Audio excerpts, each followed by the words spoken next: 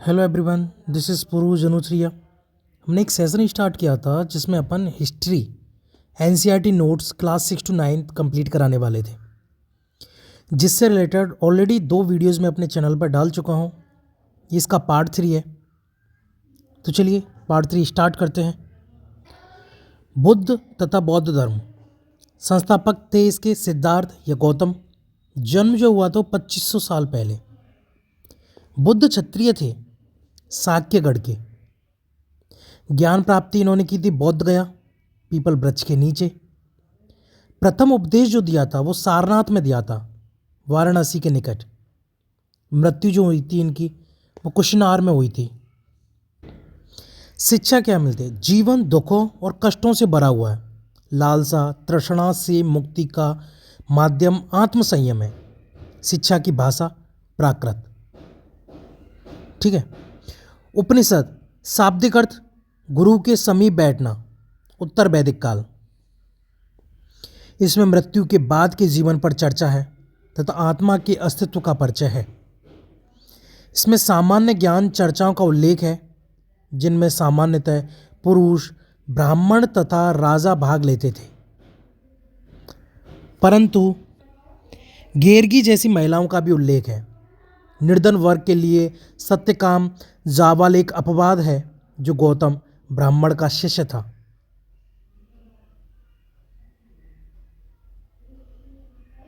पाणिनि संस्कृत व्याकरण की रचना, स्वर तथा व्यंजनों को विशेष क्रम में रखकर सूत्रों की रचना की।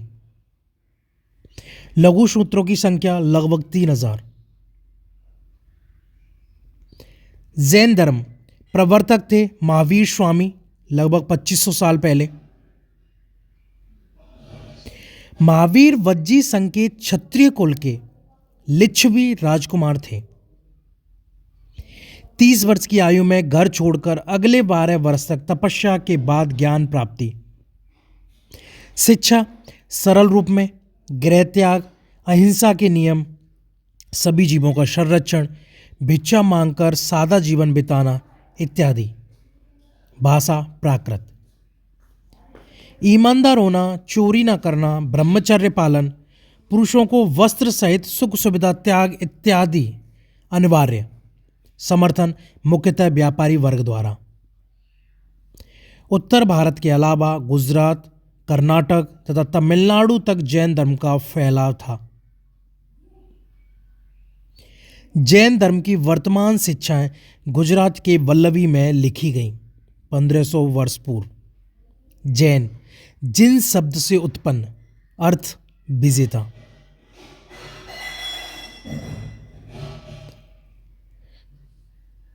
संघ यह मुख्यतः एक संगठन था जहां घर का त्याग करने वाले लोग एक साथ रहते थे।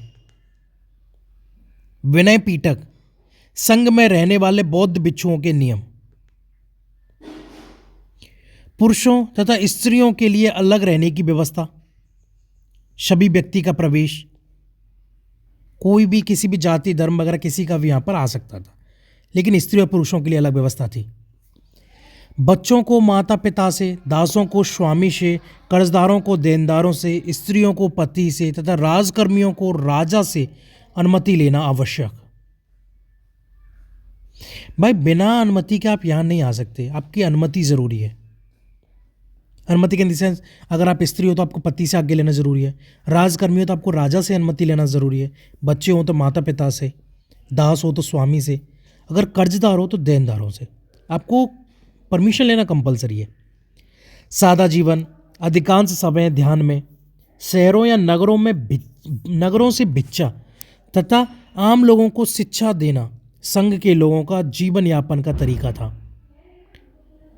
विहार वर्षा ऋतु में रहने के लिए शरण स्थल, प्राय लकड़ियों से या ईंटों से, कभी गुफाओं में पहाड़ियों को खोदकर विहार बनाए गए। राजाओं द्वारा विहारों के लिए भूमिदान, स्थानीय लोगों द्वारा मदद।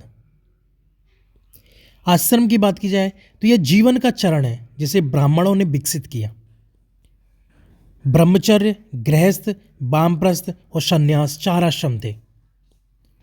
ब्रह्मचर्य था सादा जीवन बिताकर वेदों का अध्ययन, ब्राह्मण क्षत्रिय वैश्य द्वारा शूद्र इसमें सम्मिलित नहीं थे। गृहस्थ की बात की जाए, विवाह कर एक गृहस्थ के रूप में घर संभालना। तीसरा, वामप्रस्थ, जंगल में रहकर साधना, सन्यासी बन जाना। ठीक है। स्त्रियों को वेद पढ़ने की अनुमति नहीं थी तथा उन्हें अपने पति द्वारा पालन किए जा रहे आश्रम का अनुसरण करना होता था।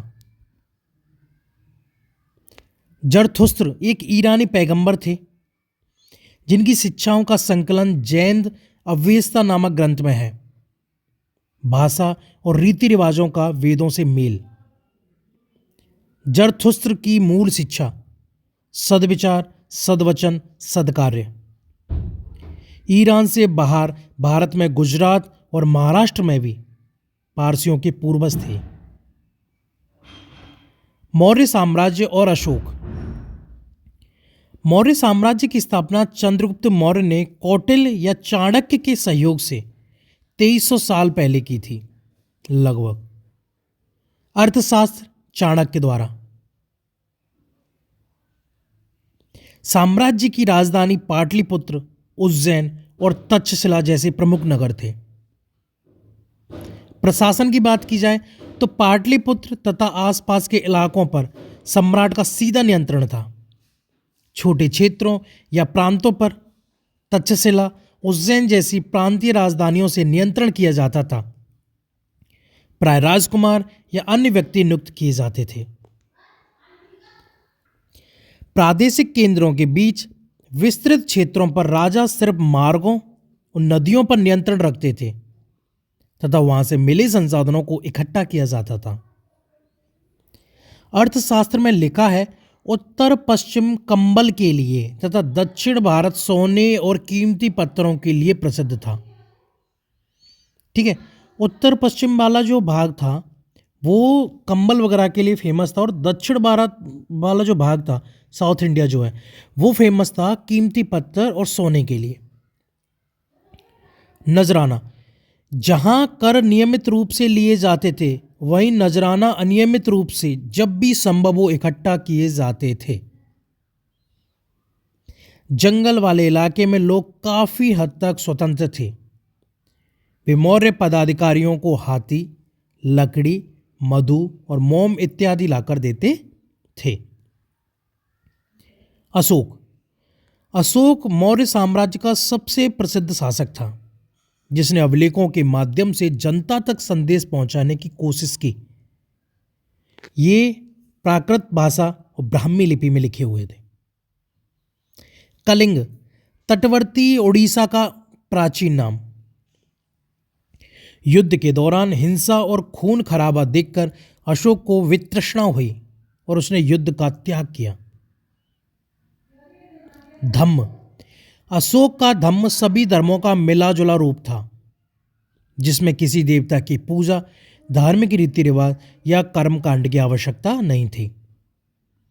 यह वस्तुतः व्यवहारिक ज्ञान था जो धम्म महामात्र नामक अधिकारी द्वारा जनता तक पहुंचाया जाता था। धम्म प्रचार सीरिया, मिस्र, ग्रीस और श्रीलंका में भी था। अन्यत्र अगर कहीं और की बात की जाए तो चीन की दीवार। लगभग 2400 साल पहले चीन में सम्राटों ने उत्तरी सीमा की पशुपालकों से रक्षा के लिए चीन की दीवार का निर्माण शुरू करवाया जो 2000 वर्षों तक चला। यह दीवार 6400 किलोमीटर लंबी है जो पत्थरों एवं ईंटों से बनी है तथा हर 100 से 200 मीटर की दूरी पर निगरानी के लिए बुर्ज बने हैं। लोहे के औजार और खेती। उपमहाद्वीप में लोहे का प्रयोग लगभग 3000 साल पहले शुरू हुआ। जंगल साफ करने की कुल्हाड़ियों तथा जुताई के लिए हल और फाल का प्रमाण 2500 साल पहले मिला है। सिंचाई के लिए नहरें, कुएं, तालाब तथा कृत्रिम जलाशयों का प्रयोग होता था। उपमहाद्वीप के दक्षिणी तथा उत्तरी हिस्से के अधिकांश गांवों में 3 तरह के लोग, वेलल्ला तमिल क्षेत्र के बड़े भूस्वामी, उड़वार साधारण हलवाई, तीसरा कड़ेशियार और अदिमई भूमिहीन मजदूर या दास। देश के उत्तरी हिस्से में गांव का प्रधान ग्राम भोजक कहलाता था। आनुवंशिक पद था ये, बाप बेटा उसका बेटा। ग्राम भोजक प्राय बड़े भूस्वामी होते थे जो कर वसूलने के साथ साथ प्राय न्यायाधीश या पुलिस का काम भी करते थे। मतलब बहुत पावरफुल होते थे। आप समझ सकते हो कि खुद ही जज है, खुद ही पुलिस का ही काम कर रहे हैं, तो बहुत पावरफुल। स्वतंत्र छोटे कृषकों को गृहपति कहा जाता था। इसके अलावा दास और कर्मकार वर्ग था जिनके पास अपनी भूमि नहीं थी। तमिल रचनाएं। तमिल की प्राचीनतम रचनाओं को संगम साहित्य कहा जाता है। मदुरई के तमिल संगमों में इनका संकलन किया जाता था लगभग 2300 साल पहले। बेरी गाजा यूनान का प्राचीन नाम। तो यहां से आयात क्या होता था? शराब, तांबा, टीन, सीसा, मूंगा, पुखराज, कपड़े, सोने और चांदी के सिक्के। निर्यात की बात की जाए तो जड़ी बूटियां, हाथी दांत, गोमेद, कार्निलियन, सूती कपड़ा, रेशम और इत्र। मथुरा लगभग 2000 साल पहले मथुरा कुषाणों की दूसरी राजधानी बना। यहां बेहतरीन मूर्तियां बनती थी तथा यह धार्मिक केंद्र था, बौद्ध विहार एवं जैन मंदिर। मथुरा में प्रस्तर खंडों तथा मूर्तियों पर अनेक अभिलेख मिले हैं जो संक्षिप्त हैं तथा स्त्रियों एवं पुरुषों द्वारा मठों या मंदिरों को दिए जाने वाले दान का उल्लेख है। मथुरा के अभिलेखों में सुनारों, लोहारों, बुनकरों, टोकरी बुनने वालों, माला बनाने वालों तथा इत्र बनाने वालों का भी उल्लेख है। फिलहाल के लिए इतना ही। आगे की चर्चा अपन अगली वीडियो में करेंगे। Thank you.